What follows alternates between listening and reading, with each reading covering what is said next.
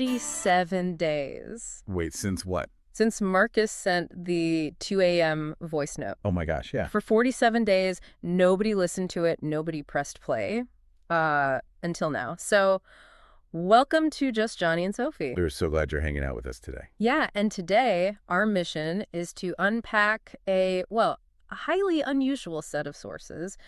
Basically, we exported the chat logs from our own friend group. Which is incredibly exposing, by the way. It really is. But we had to, because the logs are centered entirely around this single localized digital artifact. We're talking about our closest friends, Marcus, Lily, Dan, Maya, and the two of us.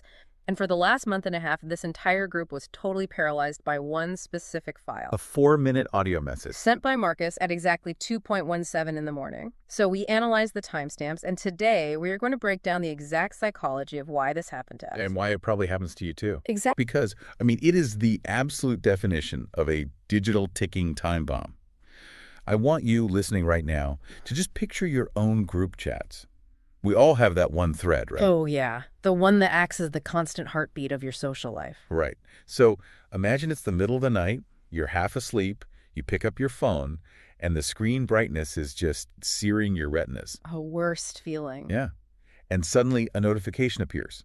But it's not a text message, which you can, visually scan and comprehend in half a second. It's an audio file. And right there, sitting next to the little play button, is the metadata, the duration, 4:00.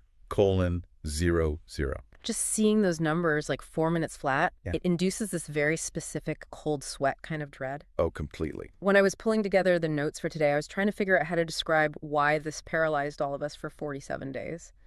And it feels exactly like finding an unlabeled VHS tape in the dusty corner of an abandoned attic. Oh, that is such a good way to put it. Right. You look at it and every survival instinct in your body is just screaming, do not play this tape. Some things are meant to stay buried. But the curiosity. The curiosity is agonizing. It just sits there glowing on your screen, completely haunting you. I love that VHS tape analogy because it gets to the very core of the anxiety, which is zero context clues. Yeah.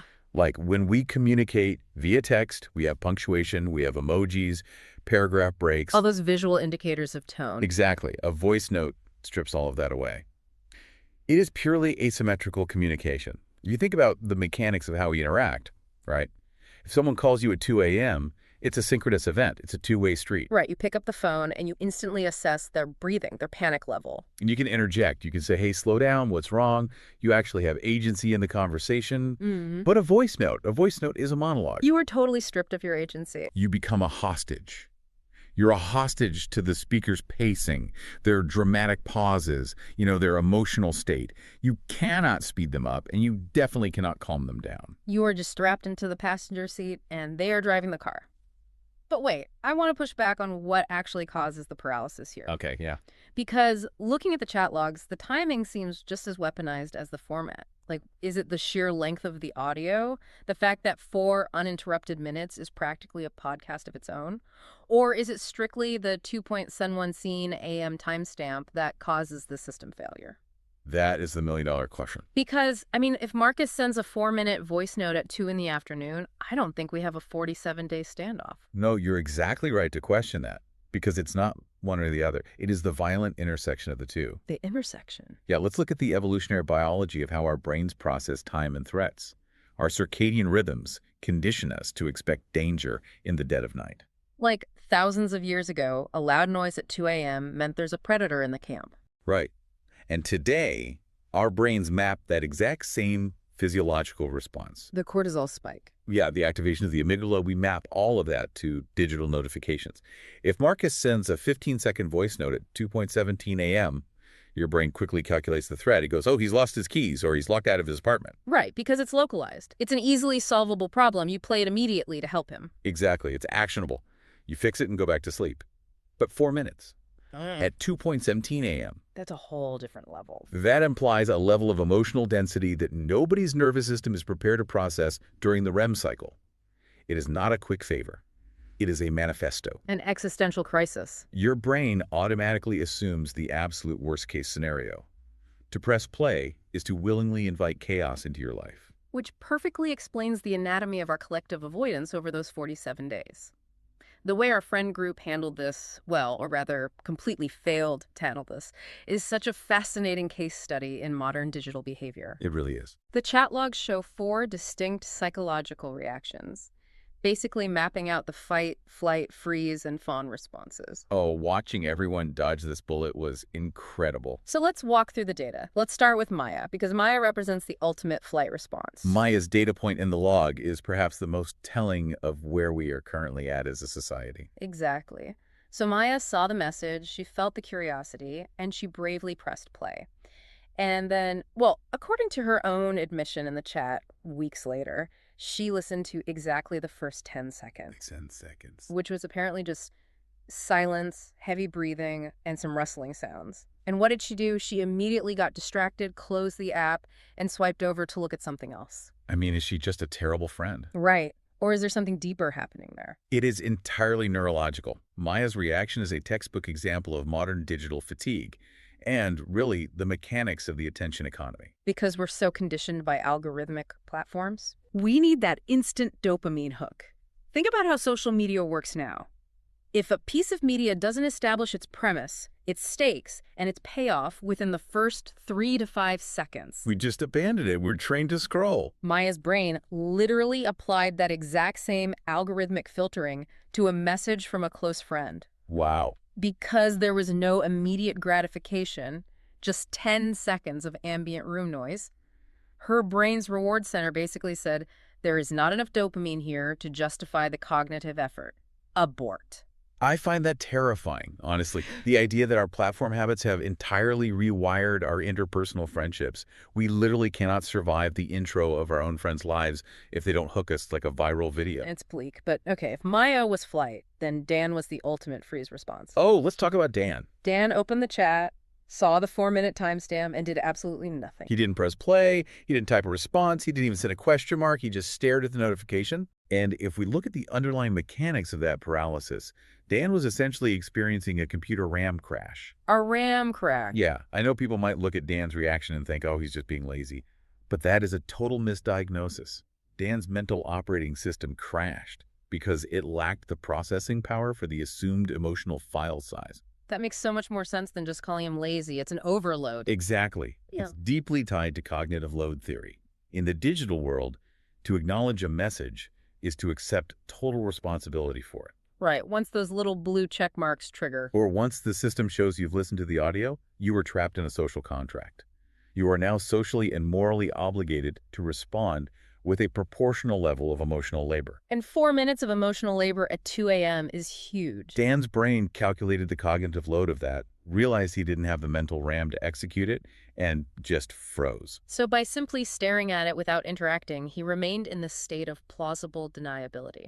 Exactly. Mm-hmm. As long as the file remains unplayed, it is both a catastrophic, life-altering emergency and absolutely nothing at all. It's Schrodinger's voice note. It exists in a state of quantum superposition until observed. Yes. But nobody took the absurdity of observing it further than Lily. Because if Dan was freeze, Lily was the fawn, or rather the over-preparation response. Oh my gosh, Lily. Lily didn't just ignore it. She engaged in the most elaborate form of procrastination I have ever seen documented in a group chat.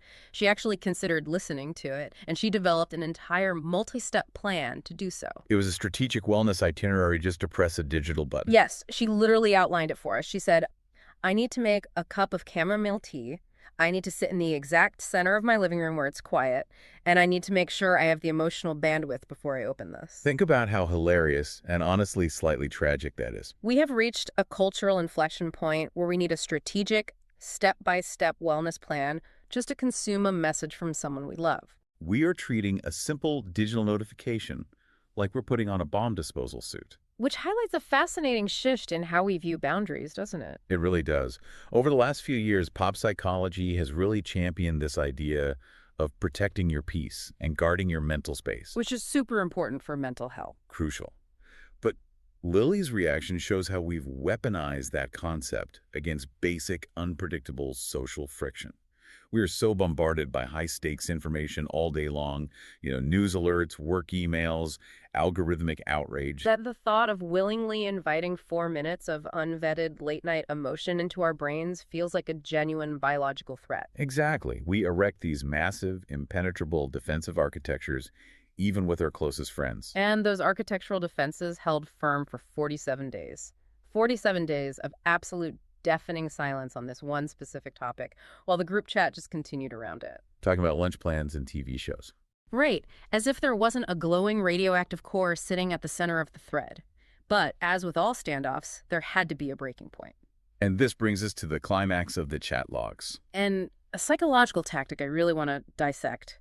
The weaponization of suspense. Because when you finally broke the streak, it wasn't a gentle revelation. No, it was an assertion of dominance. You literally played us. Look, when you are the only person holding the forbidden knowledge, you instantly hold all the power in the group dynamic, you get to control the pacing of the revelation, and you get to watch everyone else squirm.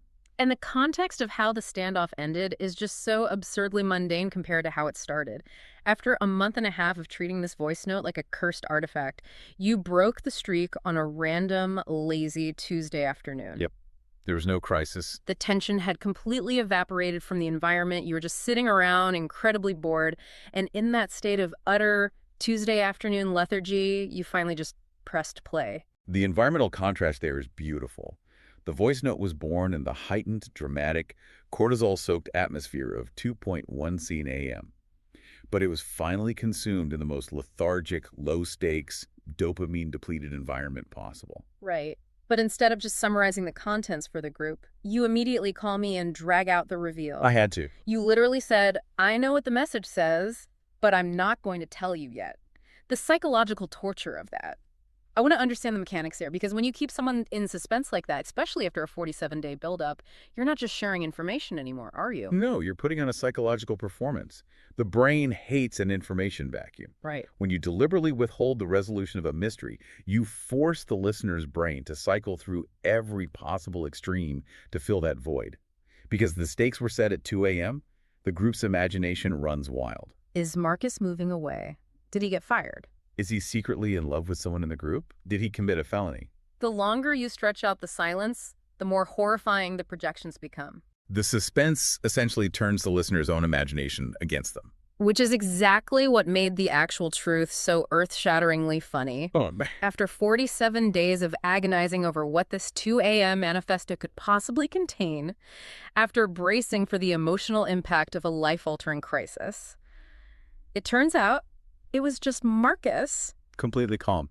talking slowly and deliberately about a documentary he had just watched, about the Mariana Trench and deep-sea fish. Just a casual 4-minute peer review of aquatic life in the dead of night. I have to ask you, isn't this the exact emotional equivalent of bracing for a jump scare in a horror movie? Like, the music is swelling, the violins are screeching, you're picking through your fingers, the door creaks open, and the terrifying monster hiding in the closet just politely offers you a cup of Earl Grey tea. That is the precise biological sensation. All that adrenaline, all that cortisol pumping through your veins, preparing your body for a massive fight-or-flight response, and then the threat is completely neutralized by the most benign, harmless reality imaginable. Your brain has to rapidly process the absolute lack of danger. Just fish.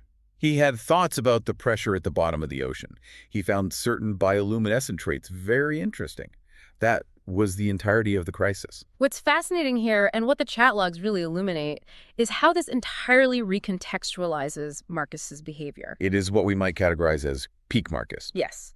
But the absolute masterpiece of this entire saga, the thing that makes it high art, is the specific phrase he used to sign off. Oh, it's brilliant. After 4 minutes of rambling about the anglerfish, he takes a breath and he just says, "Anyway, just thought you should know." And then the recording ends. Anyway, just thought you should know. It's poetry. It is profound, because that phrase, delivered at 2 a.m. regarding deep-sea fish, forces us to reevaluate the true power of the word anticlimactic. Yes, because when we talk about an anticlimax, we almost universally use it as a pejorative. Yeah. We think of it as a negative, a disappointment, right?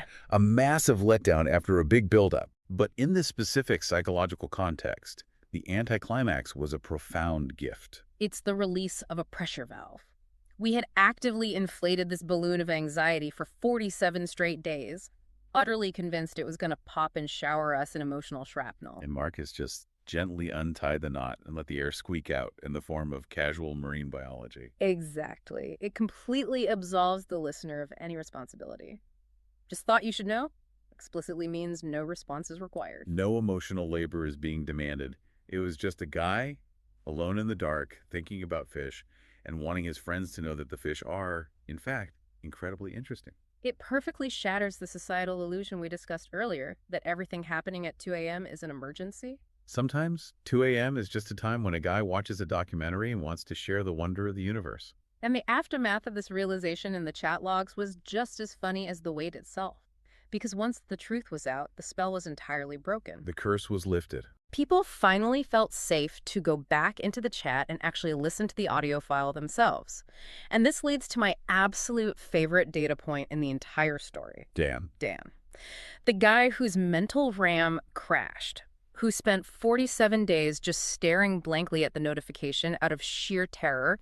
He finally goes back and listens to the whole 4 minutes. And what is his contribution to the group chat after absorbing this bizarre late-night aquatic monologue? He simply types back, "The fish part was accurate." Which is such a deeply funny defensive human reaction. Like, notice what he didn't do. He completely bypassed the social weirdness of sending a 4-minute monologue at 2 a.m. He didn't comment on the immense anxiety it caused the group. No, instead, he treated the voice note like a peer-reviewed academic paper. He fact-checked the marine biology. He verified the claims. He brought the scientific method to a group chat crisis. Exactly. Because grounding the situation in objective scientific truth is Dan's way of processing the sheer absurdity of the last 47 days. If the 2 a.m. message is emotionally confusing and defies all social norms, well, at least the data on the bioluminescence holds up to scrutiny. It is a brilliant coping mechanism disguised as a trivia check. Yeah. It gives him control over an uncontrollable situation. I love that so much. It's the perfect encapsulation of how differently we all process the same digital stimulus.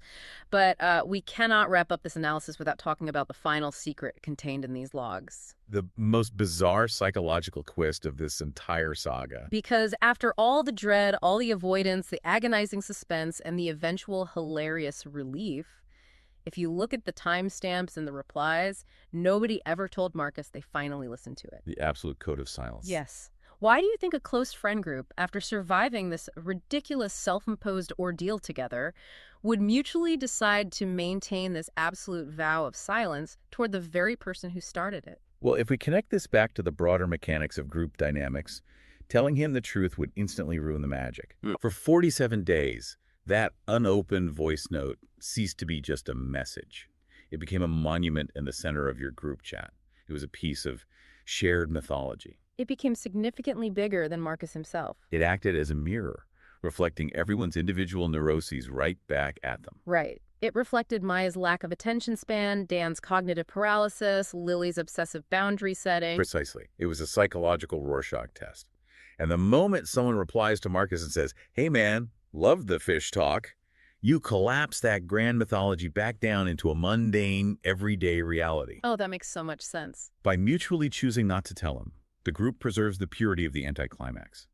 You keep Marcus forever floating in the deep sea of the group chat, calmly stating aquatic facts into the void, perfectly, blissfully undisturbed by the 47 days of absolute panic he caused on the surface. It's not just a joke, it's an act of cultural preservation for the friend group. It truly is. We just couldn't bear to let him know how much power he inadvertently held over our nervous systems, but we also just loved the mystery of leaving it untouched in his eyes. It belongs to the ages now. It does. Well, before we let you go today, we want to give you a quick heads up about what's coming next on the show. Friday, if you could. It's the questions that make you stop, reevaluate, and think. We sat down and asked each other things we've never asked before. We dug into some pretty uncharted territory, and some of the answers genuinely surprised us. That drops this Friday. It's going to be an incredibly revealing one. You really won't want to miss it. And speaking of waiting, 47 days we waited. It was worth it. Subscribe. Don't wait 47 days to hear what's next. But before we sign off, we want to leave you with something to ponder. Think about your own digital lives for a second. Think about your own group chats, your notifications, your unread messages.